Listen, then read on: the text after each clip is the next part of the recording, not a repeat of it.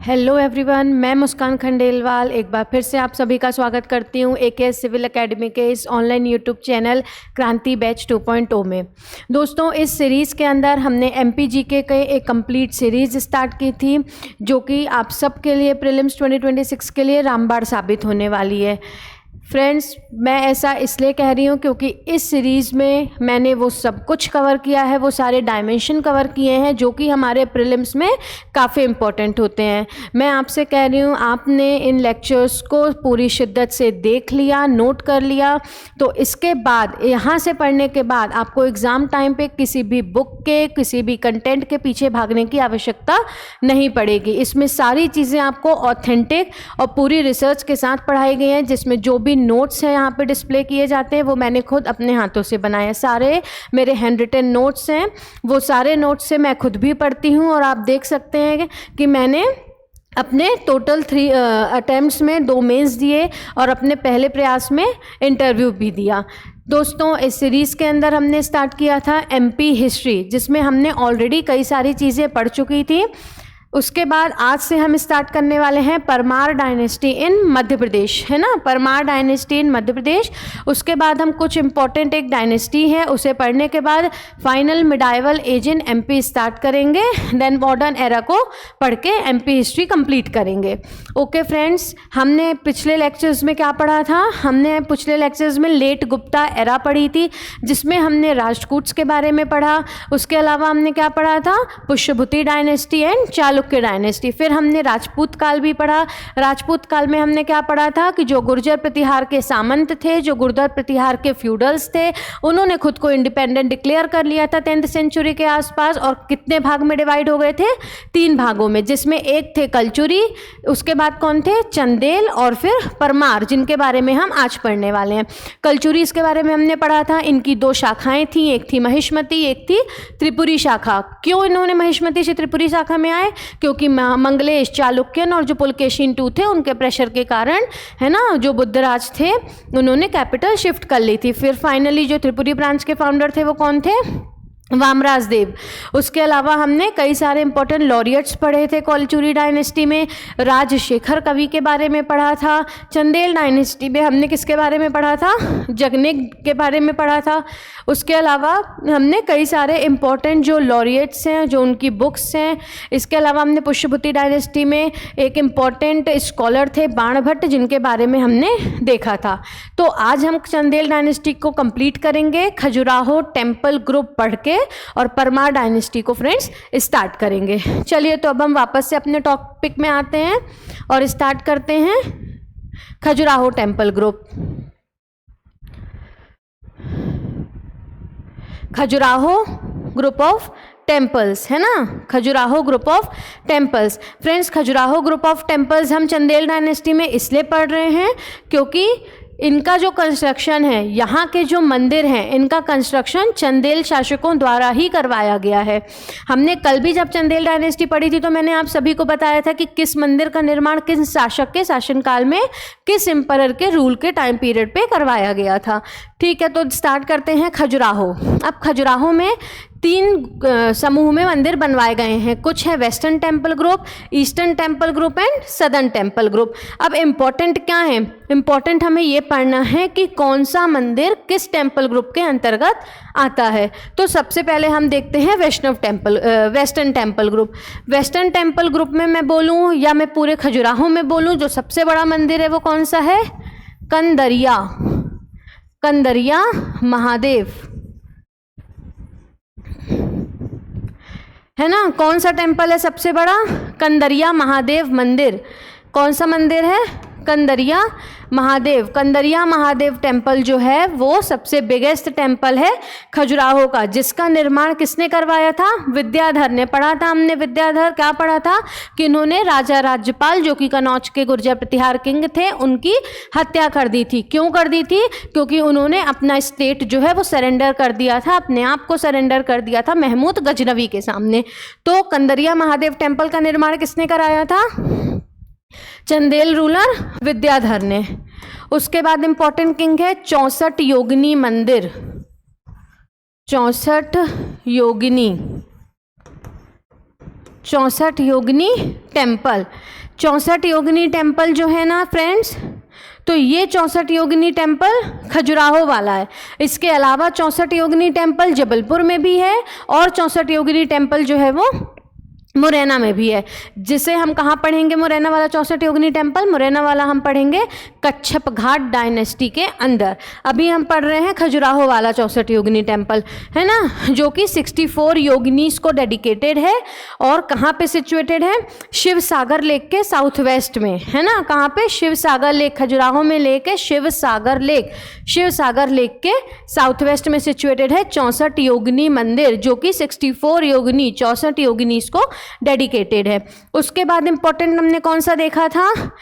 किसके द्वारा? हर्षदेव। हर्षदेव के द्वारा बनवाया हुआ कौन सा मंदिर? मतंगेश्वर। मतंगेश्वर हर्षदेव के द्वारा बनवाया गया कौन सा मंदिर हमने देखा था? मतंगेश्वर मंदिर, खजुराहो का एकमात्र मंदिर जहां पर वर्शिप अलाउड है। ठीक है, only temple in Khajuraho where the worship is allowed, Matangeshwar temple. उसके बाद हमने कौन आए थे हर्षदेव के बाद? हर्षदेव के बाद आए थे राजा यशोवर्मन, जिन्हें हम क्या कहते थे? लक्ष्मण वर्मन। अब इनका नाम ही लक्ष्मण था तो इन्होंने लक्ष्मण मंदिर का निर्माण करवाया, है ना, राम लक्ष्मण मंदिर, लक्ष्मण टेम्पल। किसका निर्माण करवाया था इन्होंने? लक्ष्मण मंदिर का, है ना। किसका निर्माण करवाया था इन्होंने? लक्ष्मण टेम्पल। इसके अलावा एक और मंदिर का निर्माण करवाया था, कौन सी? चतुर्भुज। चतुर्भुज टेम्पल, है ना। यशोवर्मन ने किन 2 मंदिरों का निर्माण करवाया था खजुराहो में? एक तो थी कौन सी? लक्ष्मण टेम्पल, और दूसरा चतुर्भुज टेम्पल। उसके बाद एक इंपॉर्टेंट टेम्पल आती है कौन सी? विश्वनाथ टेम्पल, है ना, विश्वनाथ टेम्पल।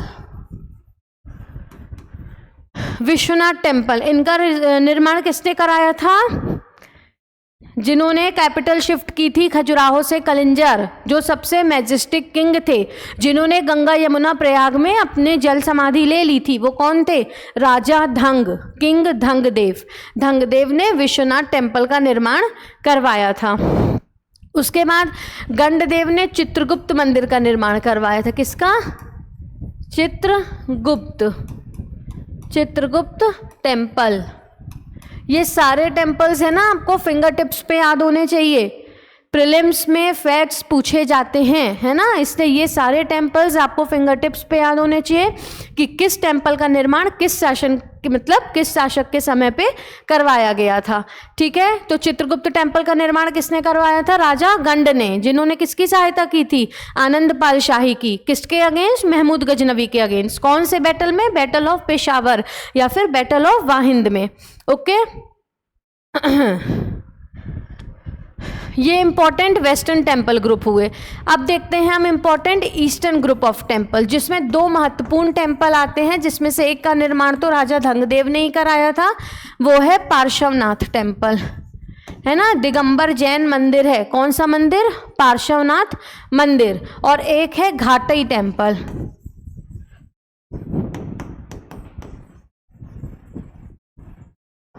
इसमें जो महावीर की माता हैं, है ना, महावीर की माँ कौन थी? त्रिशला देवी, जो कि लिच्छवी राजा चेटक, लिच्छवी किंग चेटक की बहन थी, है ना। तो इसमें महावीर जी की जो महावीर जी की जो मदर थी, उनके सपनों को दर्शाया गया है।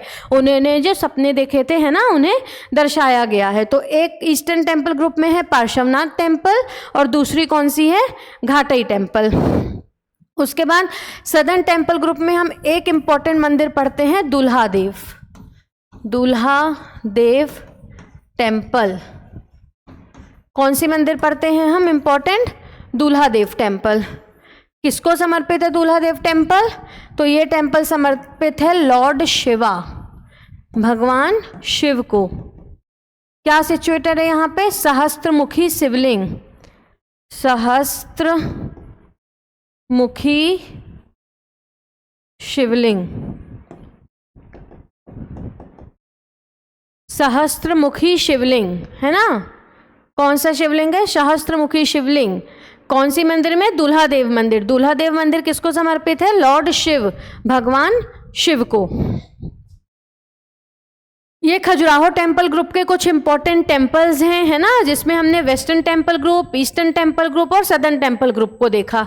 सबसे ज़्यादा मंदिर वेस्टर्न थे ना टेम्पल ग्रुप के अंदर आते हैं। आपको इन मंदिरों के नाम और किस रूलर के समय बनाए गए वो पता होना चाहिए।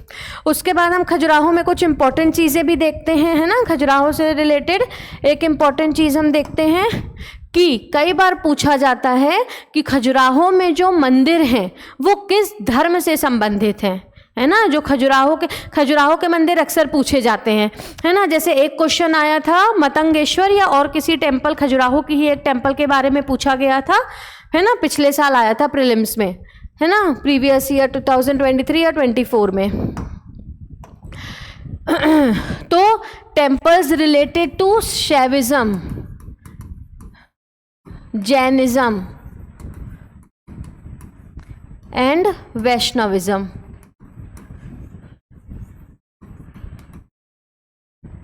Temples related to Shaivism, Jainism and Vaishnavism. Khajuraho जो मंदिर है ना, कौन सा मंदिर हम पढ़ रहे हैं? खजुराहो। खजुराहो में जो मंदिर हैं वो किसी एक धर्म से नहीं, है ना, बल्कि शैविज्म, शैव धर्म, जैन धर्म और वैष्णव धर्म, तीनों धर्म के मंदिर जो हैं वो कहाँ पे मिलते हैं? खजुराहो टेम्पल ग्रुप में। तो temples related to Shaivism, Jainism and Vaishnavism. उसके बाद इसे वर्ल्ड हेरिटेज साइट का दर्जा कब मिला? यूनेस्को वर्ल्ड हेरिटेज साइट कब डिक्लेयर की गई थी यूनेस्को वर्ल्ड हेरिटेज साइट इसे? तो इसे यूनेस्को वर्ल्ड हेरिटेज साइट का दर्जा मिला था 1986 एडी। मध्य प्रदेश की सबसे पहली जो है वर्ल्ड हेरिटेज साइट कौन सी? खजुराहो।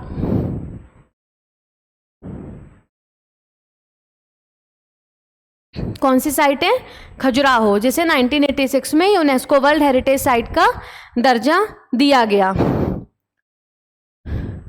तो ये है फ्रेंड्स खजुराहो से संबंधित कुछ इंपॉर्टेंट इन्फॉर्मेशन जिसे हमने देख लिया। और अब हम स्टार्ट करते हैं अपने आज के टॉपिक को, जो क्या है? परमार डायनेस्टी इन मध्य प्रदेश, है ना। राजपूतों की ही एक शाखा थी, अग्निवंशी राजपूत थे। कौन? परमार, जिसका मतलब होता है डिस्ट्रॉयर ऑफ एनिमीज, है ना, डिस्ट्रॉयर ऑफ एनिमीज। चलिए स्टार्ट करते हैं हम Parmar dynasty in Madhya Pradesh.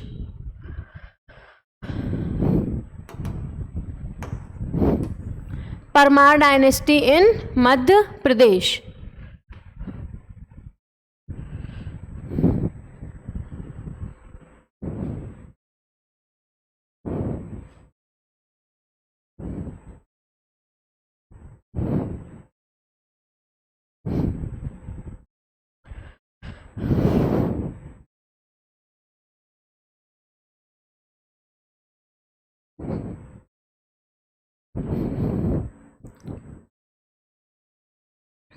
Friends start करते हैं Parmar dynasty in Madhya Pradesh. I know कि बोर्ड में आपको क्लियर नहीं दिख रहा है ना जो भी इसमें लिखा हुआ है, तो मैं आपको प्रॉपर यहाँ पे लिख कर बताती हूँ, लिख कर दिखाती हूँ कि क्या अपन परमार डायनेस्टी में पढ़ने वाले हैं, है ना। चलिए तो हम देखते हैं Parmar dynasty in Madhya Pradesh. Okay, कौन सी डायनेस्टी पढ़ने वाले हैं? परमार डायनेस्टी।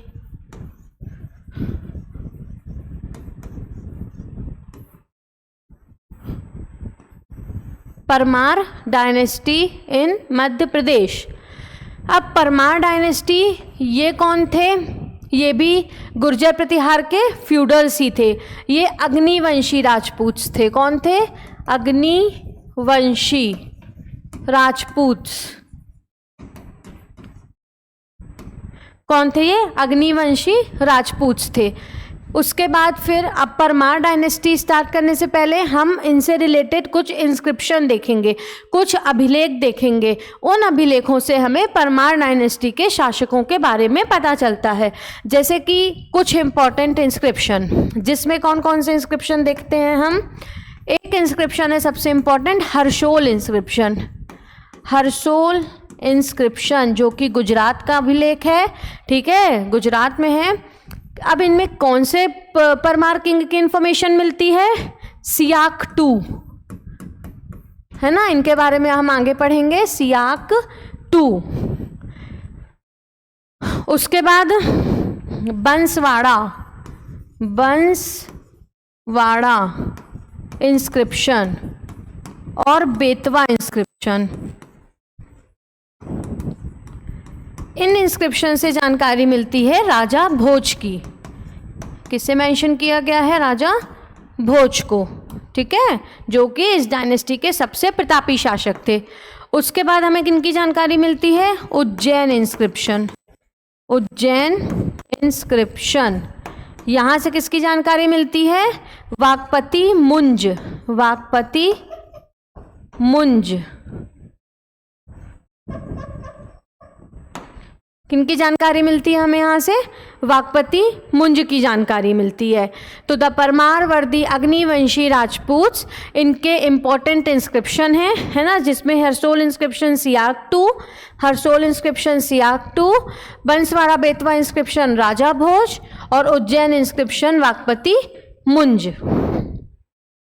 ठीक है, तो हम स्टार्ट करते हैं यहाँ के फाउंडर से, ठीक है। अब देखिए, इस डायनेस्टी के अंदर काफ़ी सारे रूलर्स हुए, लेकिन उन सब के बारे में हमको पढ़ने की ज़रूरत नहीं है ना। इंडियन हिस्ट्री में या एमपी हिस्ट्री में मैं इम्पोर्टेंट बोलूँ तो कौन से रूलर्स होते हैं, है ना, या तो किसी मतलब एक तो फाउंडर, है ना, जिस डायनेस्टी की मतलब जिस रूलर ने उस डायनेस्टी की नींव रखी, उस डायनेस्टी को फाउंड किया, वो तो इम्पोर्टेंट होंगे। उसके अलावा यदि कोई रूलर्स हैं, जैसे मान लो किसी रूलर ने कैपिटल ट्रांसफॉर्मेशन किया, वो इम्पोर्टेंट है। किसी रूलर ने कोई इम्पोर्टेंट कंस्ट्रक्शन करवाया, कोई इम्पोर्टेंट बिल्डिंग बनवाई, किसी इम्पोर्टेंट सिटी का निर्माण करवाया, किसी इम्पोर्टेंट लेक का निर्माण करवाया, किसी समय पे कोई इम्पोर्टेंट बैटल हुआ, किसी के समय पे रिवॉल्ट ऑफ 1857 हुआ, तो ये रूलर्स हमारे लिए इम्पोर्टेंट है। किसी डायनेस्टी में अगर 25 रूलर्स हुए हैं तो हम उन सब 25 के नाम नहीं, है ना, ये प्रैक्टिकली पॉसिबल भी नहीं है। हम एक डायनेस्टी के कर सकते हैं, लेकिन ये अभी क्या चल रहा है? शुरुआत ही है। अभी पूरा मिडाइवल और मॉडर्न में हम कई सारी चीज़ें पढ़ेंगे, है ना। तो इसीलिए केवल उन शासकों के बारे में आपको याद रखना है जिन्होंने कुछ इम्पोर्टेंट वर्क कराए हों, और यहाँ पे हम वही ऑथेंटिक कंटेंट को आपको पढ़ा रहे हैं, है ना। तो परमार डायनेस्टी में स्टार्ट करते हैं हम कहाँ से? फाउंडर से। Who is the founder of Parmar dynasty? Upendra Krishna Raj. Upendra Krishna Raj. Upendra Krishna Raj, he was the founder of Parmar dynasty, जिन्होंने परमार डायनेस्टी की नींव रखी थी। कहाँ पर? उज्जैन पर। He was the founder of Parmar dynasty and made his capital eight Ujjain, ठीक है। उसके बाद उपेंद्र कृष्ण राज हो गए। अब उनके बाद देखिए 3 रूलर्स आए थे, लेकिन वो 3 इंपॉर्टेंट नहीं है, लेकिन आगे के 3 हमें याद करने के लिए वो काफ़ी इंपॉर्टेंट है ना, इजी है। जैसे उनके बाद आए थे बैरवन, फिर आए थे सियाकवन। कौन आए? बैरवन के बाद कौन आए? सियाकवन। और फिर कौन आए? वाकपतिवन, ठीक है। इंपॉर्टेंट अपन ने कौन से रूलर को देखा था? उपेंद्र कृष्णराज। क्यों है इंपॉर्टेंट? भाई फाउंडर है डायनेस्टी के, है ना। उज्जैन में इन्होंने अपनी कैपिटल बनाई थी। अब बैरवन, सियाकवन, वाकपतिवन, ये तीनों रूलर्स बिल्कुल भी इंपॉर्टेंट नहीं है, लेकिन इनके बाद के जो 3 रूलर्स हैं वो तीनों इंपॉर्टेंट है। देखिए कैसे, है ना। इसको मैं इरेज कर देती हूँ। आई होप आप सबने नोट कर लिया होगा। मैं ये भी, है ना, इरेज कर देती हूँ, क्योंकि हमें पता तो है कि हम परमार डायनेस्टी पढ़ रहे हैं।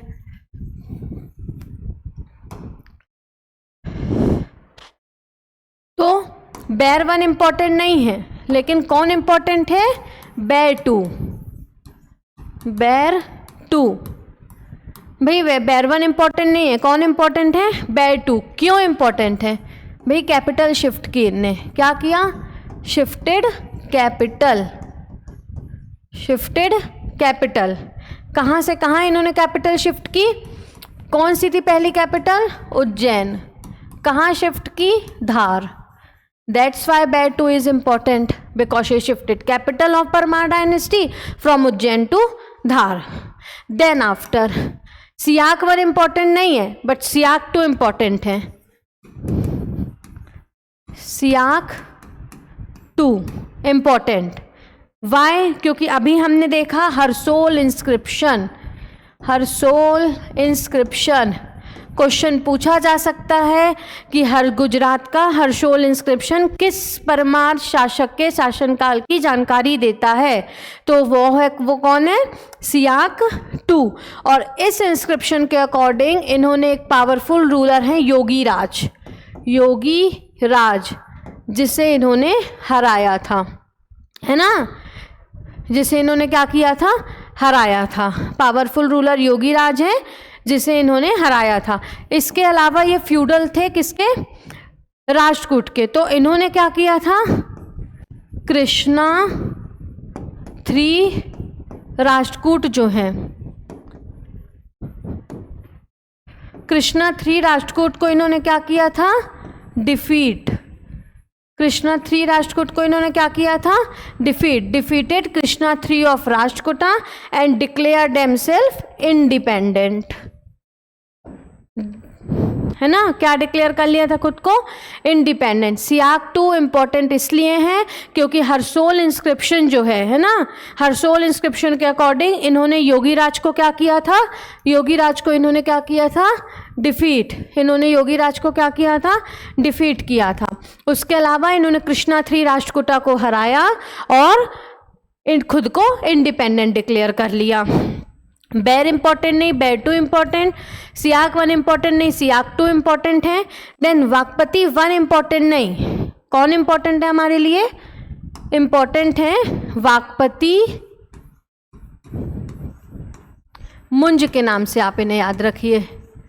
वाकपति वन इम्पॉर्टेंट नहीं है। कौन इम्पॉर्टेंट है? वाकपति मुंज इम्पॉर्टेंट है ना, वाकपति मुंज। अब वाकपति मुंज कौन थे? ये adopted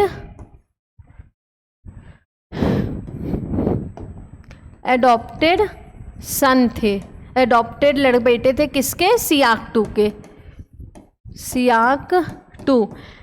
Vakpati Munj was the adopted son of Siyak two. अब ये क्यों इंपॉर्टेंट है? चालुक्य रूलर, है ना। कहाँ राजा भोज, कहाँ गंगू तेली, तैलाब टू, कहाँ गंगू तेली, है ना, ये वही तैलाब टू हैं, ठीक है।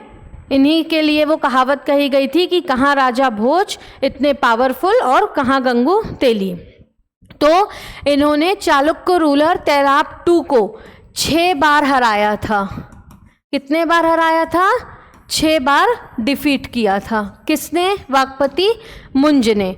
लेकिन जब ये 7वीं बार जा रहे थे गोदावरी नदी क्रॉस करके, मतलब इनसे लड़ाई करने, इन पर अटैक करने, तो उल्टा चालुक्यन किंग मतलब तैलाब टू ने ही इन्हें हरा दिया था, ठीक है। तो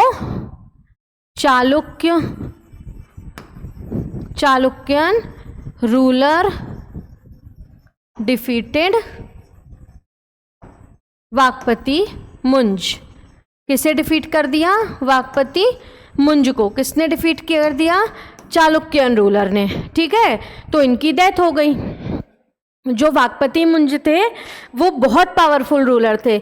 इन्होंने ना केवल तैलाब टू को 6 बार हराया बल्कि और भी कई सारे रूलर्स हैं, है ना, और भी कई सारे रूलर्स हैं, जैसे गुहिल डायनेस्टी के शक्ति कुमार, इसके अलावा और कौन है? युवराज देव टू, और भी कई सारे रूलर्स को इन्होंने मतलब डिफीट किया, but they are not important for अस।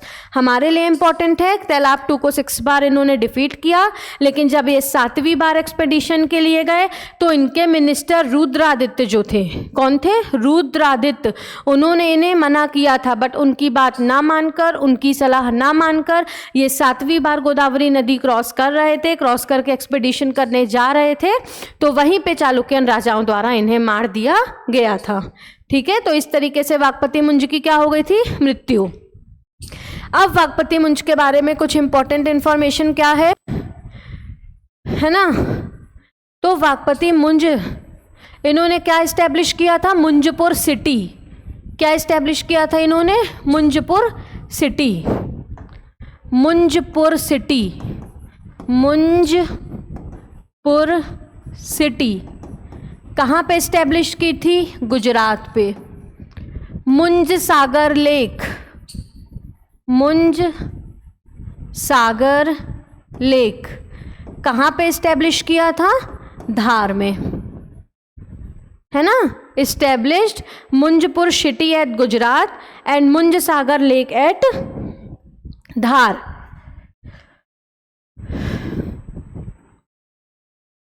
उसके बाद इनके कोर्ट में कुछ कवि थे, इनके दरबार में कुछ कवि थे, है ना, जिसमें इनका सबसे इम्पोर्टेंट दरबारी कवि कौन थे, मेजर। अदर पोइट्स भी थे, लेकिन जो इनके दरबारी कवि थे वो कौन थे, पद्मगुप्त।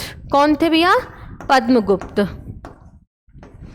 पद्मगुप्त कौन थे, पद्मगुप्त, जिन्होंने एक इम्पॉर्टेंट बुक की रचना की थी। कौन सी बुक की रचना की थी इन्होंने, नवसाह सांकचरित। मैं हिंदी में लिख देती हूँ, नवसाह सांकचरित,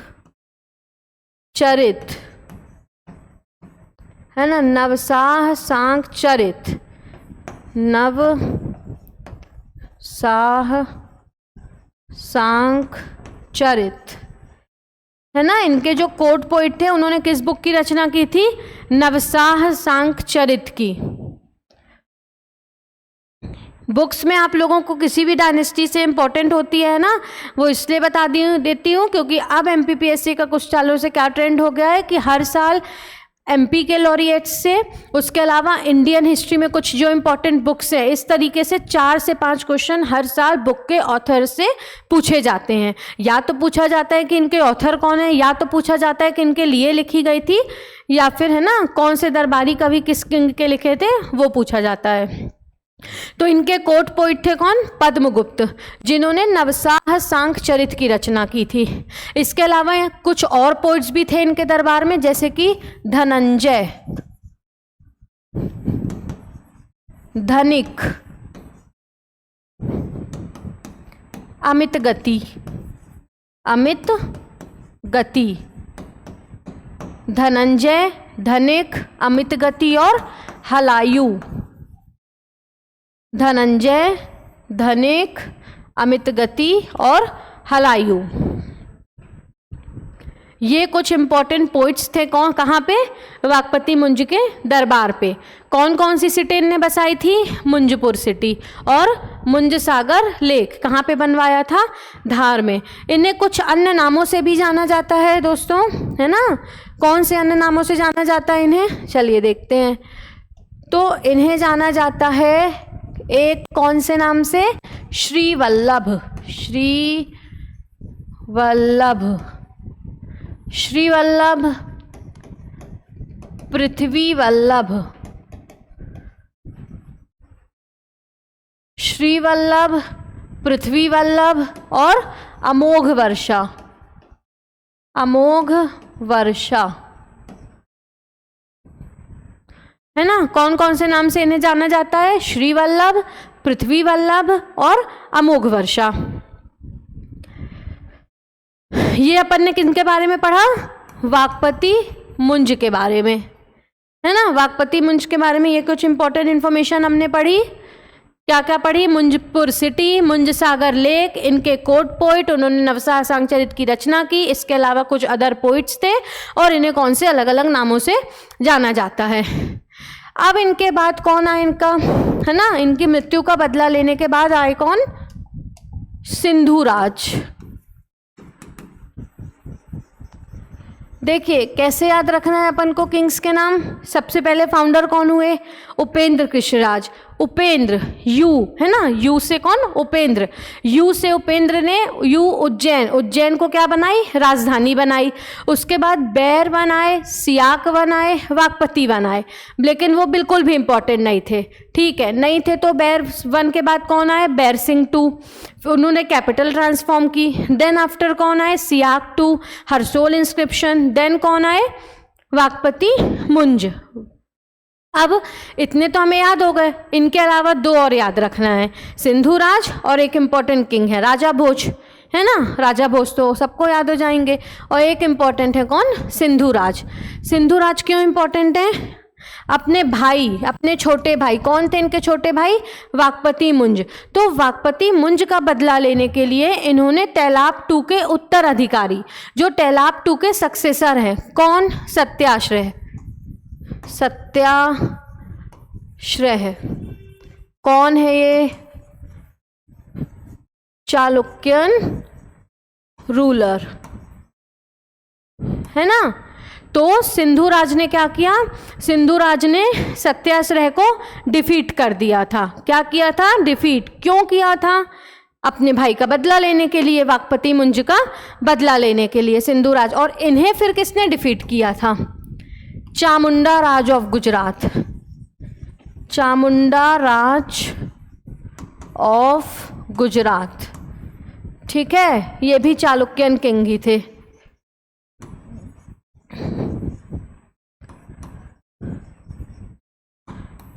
चालुक्यन किंग चामुंडा राज जो कि गुजरात के थे, उन्होंने इन्हें डिफीट किया। ठीक है, उसके बाद इन्हें भी कुछ अन्य नामों से जाना जाता है, जो हैं कुमार नारायण। कुमार नारायण, है ना, कुमार नारायण। और फिर कौन है? शाह सांक।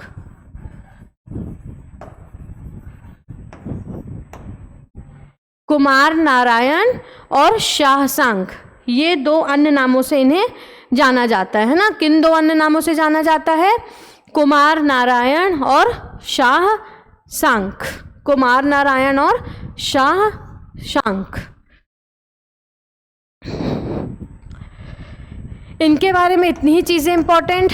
अब अपन इस डायनेस्टी के सबसे इम्पोर्टेंट किंग के बारे में पढ़ते हैं, है ना। सबसे इम्पोर्टेंट राजा के बारे में पढ़ते हैं, जो कि कौन है? राजा भोज। कौन है? राजा भोज। इनका टाइम पीरियड कब से कब तक माना जाता है? 55, कहीं पे आपको 1000 से 1050 AD तक भी दिखता है ना। कहीं पर 1010 से 1055 तक दिखता है, कहीं पर 1010 से 1060 तक दिखता है। बट ये जो है ये एक ऑथेंटिक बुक से, ऑथेंटिक सोर्स से लिया गया है। हालांकि उनका जो टाइम पीरियड है या उनका बर्थ या डेथ है वो आपसे कभी नहीं पूछा जाएगा। इनके इम्पोर्टेंट वर्क्स जो हैं वो पूछे जाएंगे। जब राजा भोज जो हैं इम्पॉर्टेंट किंग, है ना, मैजेस्टिक रूलर थे इस डायनेस्टी के। कौन थे? मैजेस्टिक रूलर, इस डायनेस्टी के majestic ruler of the majestic ruler of Parmar dynasty.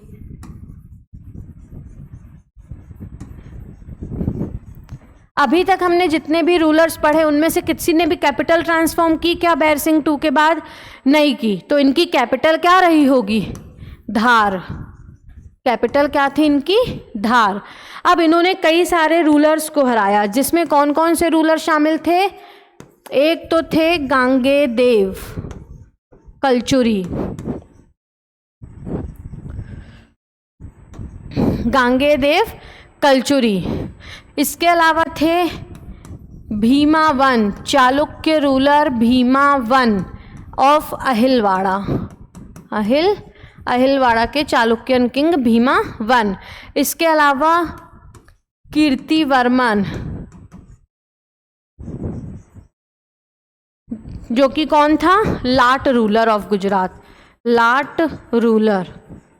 इसके अलावा किसे डिफीट किया इनने? हूण रूलर्स। और भी कई सारे रूलर्स को इन्होंने, तैलाब 2 को भी हराया था, है ना, इसलिए तो फिर कहावत बनी थी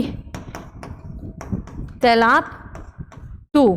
तो इन्होंने गांगे देव को हराया, भीमा 1 को हराया, कीर्ति वर्मन जो कि लाट रूलर है उनको हराया, हुन्स को डिफीट किया और तैलाप 2 को डिफीट किया। इतने पावरफुल किंग थे राजा भोज, ठीक है। उसके अलावा ग्रेट स्कॉलर और ग्रामेटिस्ट भी थे, ठीक है। अपन आगे देखते हैं।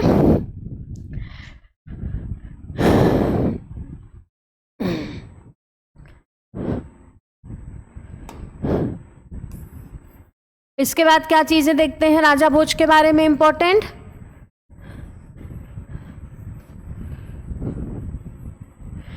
एक किताब है, कौन सी, चलिए उस किताब को अभी अपन देखते हैं।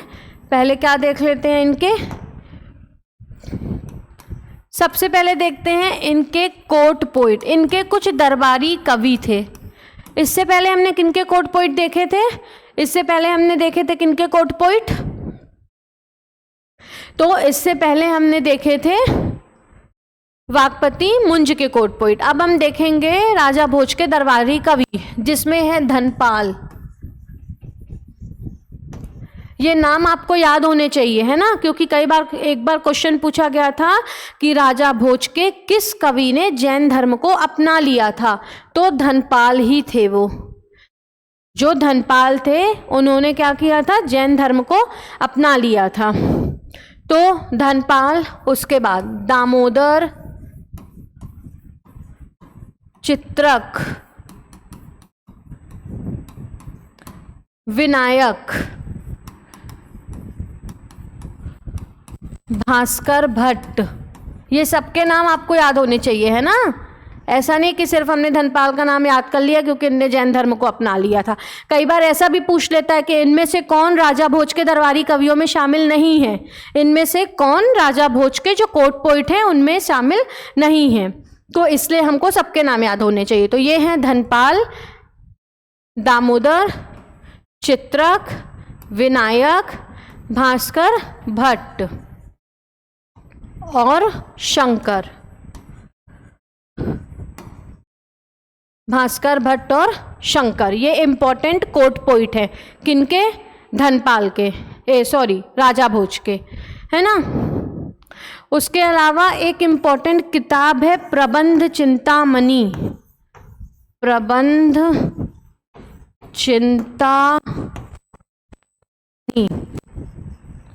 एक इंपॉर्टेंट किताब हमने डायनेस्टी शुरू करने से पहले कौन सी पढ़ी थी, है ना, पद्मगुप्त की नवसाह सांक चरित। एक हम अब पढ़ रहे हैं प्रबंध चिंतामणि, जिसमें हमें किसकी जानकारी मिलती है, राजा भोज की मृत्यु की। Shows death of Raja Bhoj and there relation, मतलब इस डायनेस्टी के गुजरात के चालुक्य रूलर से क्या संबंध थे, वो इसके बारे में मतलब इस बुक से हमें वो पता चलता है। तो प्रबंध चिंतामणि में क्या इंफॉर्मेशन मिलती है, death of Raja Bhoj and relation with Chalukya, relation with Chalukya of Gujarat, relation with Chalukya of Gujarat, ठीक है। अब ये प्रबंध चिंतामणि लिखी किसने थी, who was the writer of प्रबंध चिंतामणि, कौन थे प्रबंध चिंतामणि के राइटर, मेरुतुंग।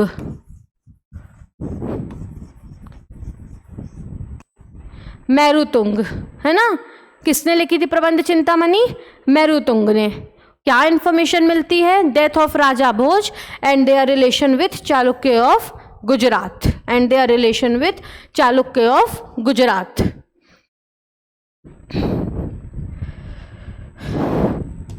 अब राजा भोज से इंपॉर्टेंट हम क्या चीज देखेंगे, बुक्स। इन्होंने इम्पॉर्टेंट जो है, ये स्कॉलर थे, इन्होंने कई सारी बुक्स लिखी थी, कई सारे कंस्ट्रक्शन करवाए थे, जिन्हें अब हम देखेंगे, है ना। चलो मैं इसे क्लीन ही कर देती हूँ। किनके बारे में हम पढ़ रहे हैं, राजा भोज जी के बारे में पढ़ रहे हैं ना। क्या पढ़ना है हमको, इम्पोर्टेंट इनकी बुक्स।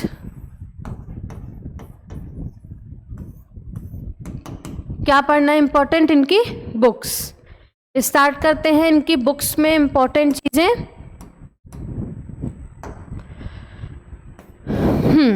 कौन सी बुक से इंपॉर्टेंट? सबसे पहले सम्रांगण सूत्रधारा, सम्रांगण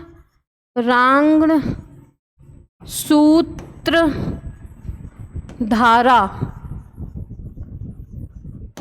अब ये आपसे नहीं पूछेगा कि राजा भोज ने कौन सी किताबें लिखी, है ना, ये तो पूछ सकता है कि इनमें से कौन सी किताब राजा भोज की है।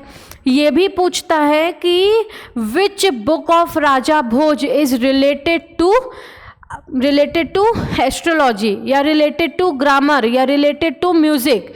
तो ये चीज़ें पूछ ली जाती हैं। तो जो सम्रांगण सूत्रधारा है, ये बुक उनकी संबंधित है आर्किटेक्चर से। सम्रांगण सूत्रधारा इज रिलेटेड टू आर्किटेक्चर।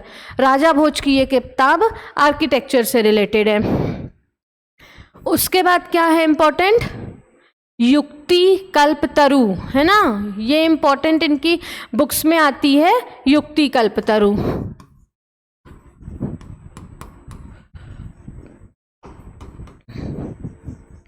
उसके बाद एक इंपॉर्टेंट बुक है सरस्वती कंठाभरण। सरस्वती कंठाभरण,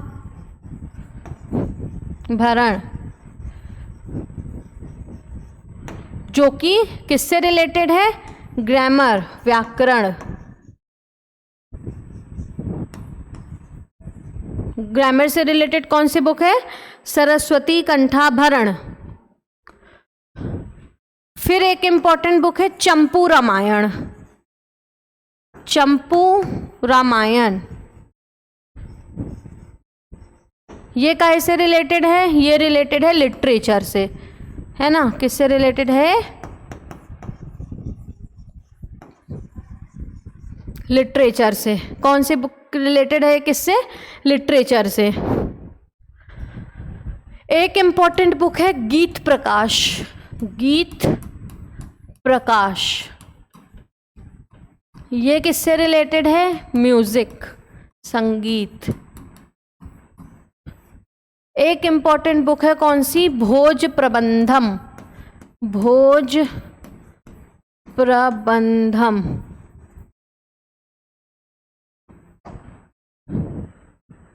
एक कौन सी इंपॉर्टेंट बुक है? भोज प्रबंधम, ठीक है, भोज प्रबंधम। तो भोज प्रबंधम में उनकी बायोग्राफी, उनकी जीवनी लिखी गई है। भोज प्रबंधम, ठीक है। भोज प्रबंधम में क्या लिखी गई है? उनकी बायोग्राफी, उनकी जीवनी। किसने लिखी है भोज प्रबंधम? बल्लाल सेन। बल्लाल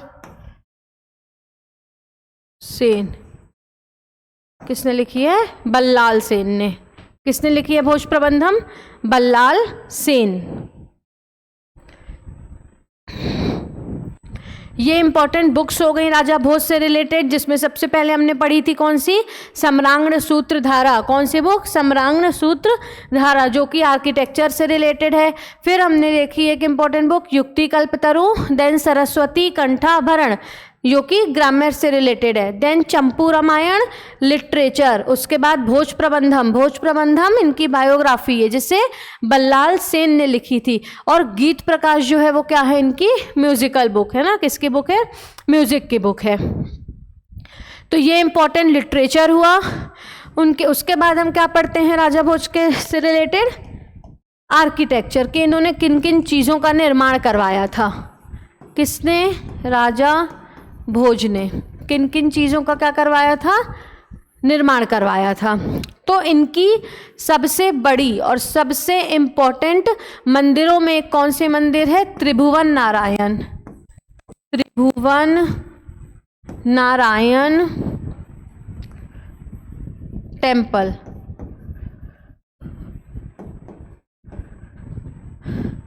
अब जब MPPSC इजी क्वेश्चन पूछता है तो ये भी पूछ लेता है कि त्रिभुवन नारायण टेम्पल कहाँ सिचुएटेड है।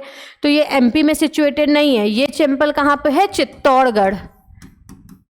चित्तौड़गढ़, राजस्थान। राजस्थान के चित्तौड़गढ़ में कौन सा मंदिर है? तो राजस्थान के चित्तौड़गढ़ में त्रिभुवन नारायण मंदिर, जो कि किसने बनवाया था? राजा भोज ने। उसके अलावा अब मध्य प्रदेश की बात करें तो मध्य प्रदेश में इन्होंने क्या किस किस चीज़ का निर्माण करवाया? भोजशाला। भोजशाला कहाँ पे? धार में। क्या है ये Bhojshala? Centre of Sanskrit studies, है ना, संस्कृत पढ़ने का केंद्र, centre of Sanskrit studies.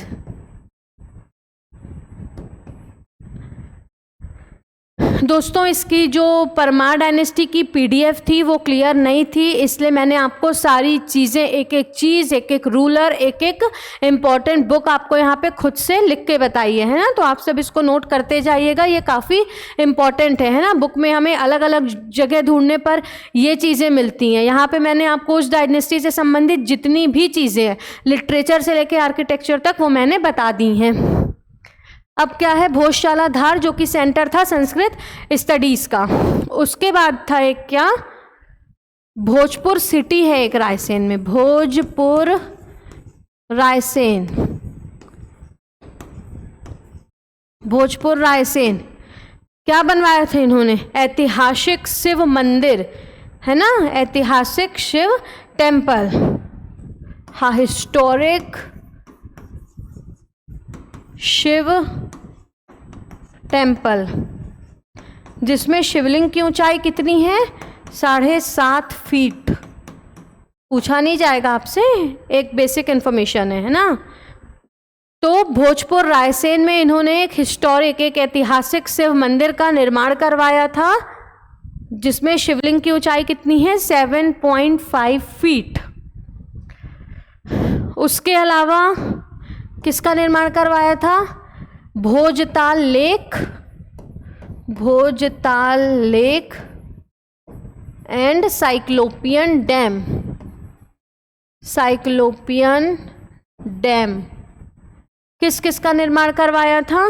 Bhojtal lake and cyclopean dam. Bhojtal lake और साइक्लोपियन डैम का निर्माण राजा भोज ने करवाया था।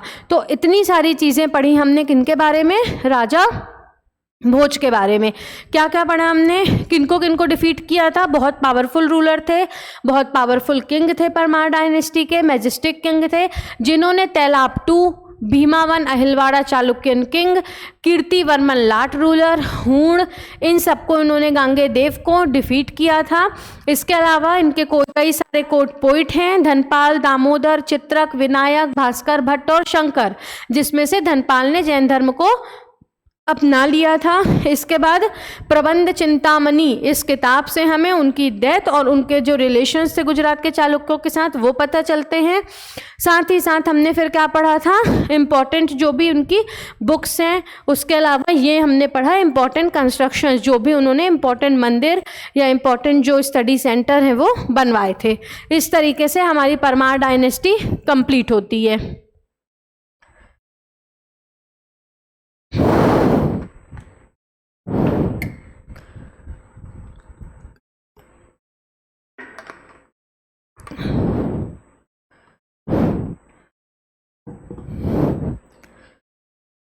तो कौन सी डायनेस्टी हमने पढ़ ली? परमार डायनेस्टी। अब friends, medieval era in MP, Madhya Pradesh में मध्यकालीन इतिहास, ये शुरू करने से पहले एक छोटी सी लास्ट डायनेस्टी हम पढ़ते हैं एंशिएंट पीरियड में, जो है कच्छप घाट डायनेस्टी, जिसे कछवाहा वंश भी कहा जाता है। अब तो ये डायनेस्टी आपके एमपीपीएससी मेंस में अलग से ऐड कर दी गई है ना, बट मैंने आप सबको बताया कि मैं आपको यहाँ प्रीलिम्स 2026 की संपूर्ण तैयारी करवा रही हूँ और वो सब कुछ बता रही हूँ जो कि हमारे प्रीलिम्स में इंपॉर्टेंट है। बट आप अगर मुझसे ये चीज़ें इन डिटेल पढ़ना चाहते हैं तो आप प्ले स्टोर पर जाएं, AKS अकेडमी का ऐप इंस्टॉल करें, जहां मैं मुस्कान खंडेलवाल आप सभी को कंप्लीट मेंस की तैयारी कराऊंगी विथ प्रॉपर बाइलिंगुअल नोट्स।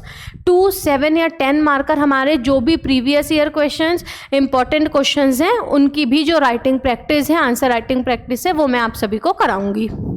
चलिए तो हम देखते हैं क्या, कच्छप घाट डायनेस्टी। कच्छप घाट डायनेस्टी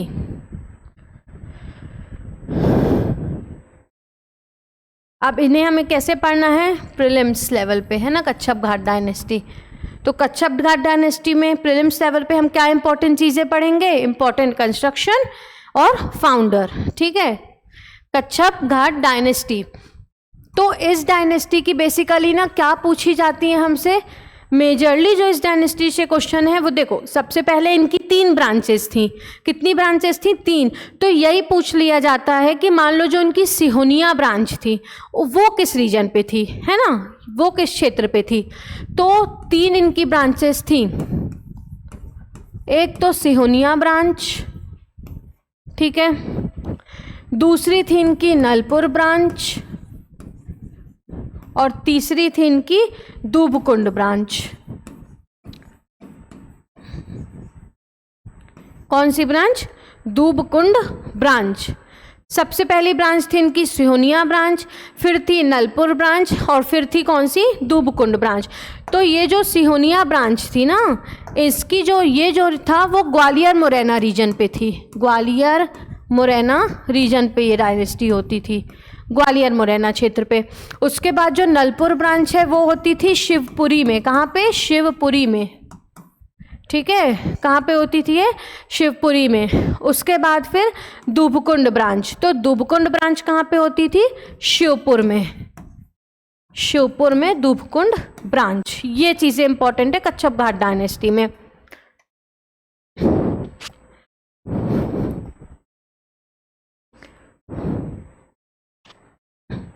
उसके अलावा कुछ मंदिर हैं यहाँ से संबंधित, है ना, मुरैना के जो इम्पोर्टेंट मंदिर है वहाँ से अक्सर क्वेश्चंस पूछ लिए जाते हैं। तो मंदिर हम देखते हैं इसमें इम्पोर्टेंट कि एक हम इम्पोर्टेंट, सबसे इम्पोर्टेंट मंदिर कौन सा पढ़ते हैं, 64 योगिनी।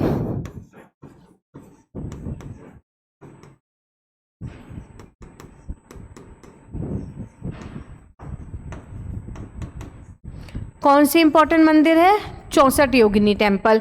यही टेम्पल हमने खजुराहो में पढ़ी थी और युवराज देव प्रथम जो कलचुरी रूलर थे उनके समय पे हमने कहाँ पे पढ़ी थी, जबलपुर में। तो 64 योगिनी मंदिर जो है, 64 योगिनी मंदिर, इसका जो निर्माण है ना, वो किसने कराया था, कच्छप घाट रूलर देवपाल ने किसने कराया था, कच्छप घाट किंग देवपाल ने। उसके बाद इसमें शैव धर्म की पूजा की जाती है ना, शैव धर्म या शैविज्म, है ना, शैव धर्म की पूजा से संबंधित है ये। और इंस्पिरेशन सोर्स है, क्या है, इंस्पिरेशन सोर्स वर्तमान संसद भवन के कंस्ट्रक्शन के लिए, है ना, पार्लियामेंट बिल्डिंग के लिए। तो जो 64 योगिनी मंदिर, जो मुरैना का 64 योगिनी टेम्पल है ना, तो वो कच्छप घाट किंग देवपाल ने बनवाया था और यहाँ पर शैव धर्म की पूजा की जाती है, शैविज्म से रिलेटेड है। और ये सोर्स ऑफ इंस्पिरेशन है, मतलब जो भारत की जो संसद भवन, जो भारत का संसद भवन, जो इंडिया का पार्लियामेंट है, उसके लिए प्रेरणा स्रोत, मतलब उसका इसका जो कंस्ट्रक्शन है ना, इसका जो गोल टाइप से मंदिर बनाया गया है ना, इस तरीके से कुछ ये मंदिर है, ऐसे पिलर्स वगैरह में इस तरीके से कुछ ऐसा मंदिर जो बनाया गया है। तो ये जो मंदिर है ये प्रेरणा स्रोत रह चुका है ना, किसके कंस्ट्रक्शन के लिए, वह संसद भवन, है ना। तो it is a source of inspiration for construction of, it's building is a source of inspiration for construction of parliament. तो ये कौन सी मंदिर पढ़ी हमने, 64 योगिनी टेम्पल। इसके अलावा एक इंपॉर्टेंट मंदिर है, कौन सी, कक्कड़ मठ। ये भी कहाँ पे सिचुएटेड है, मुरैना में, कक्कड़ मठ मुरैना। कहाँ पे सिचुएटेड है कक्कड़ मठ, मुरैना में सिचुएटेड है। इसके अलावा एक इम्पॉर्टेंट मंदिर जो कि अपन कहाँ पे पढ़ते हैं, ग्वालियर में। कौन सा मंदिर है वो है भैया अपना सास बहू मंदिर, जिसे हम सहस्त्र बाहु मंदिर भी कहते हैं। तो सास बहू टेम्पल, सास बहू टेम्पल। अच्छा, इस डायनेस्टी के फाउंडर कौन थे, वज्रदामन। कौन थे, वज्रदामन। और सास बहू जो मंदिर है उसका निर्माण किसने कराया था? कच्छप घाट रूलर महिपाल ने। 64 योगिनी का निर्माण देवपाल ने, और सास बहू मंदिर का निर्माण, सहस्त्र बाहु मंदिर का निर्माण ग्वालियर में किसने कराया था? कच्छप घाट किंग महिपाल ने। तो ये हमारी कौन सी डायनेस्टी हो गई दोस्तों? कच्छप घाट डायनेस्टी। और इस तरीके से हमारा एंशिएंट एमपी का जो टॉपिक है वो समाप्त हुआ। और अब हम स्टार्ट करने वाले हैं मिडाइवल एज इन मध्य प्रदेश में मध्यकालीन इतिहास।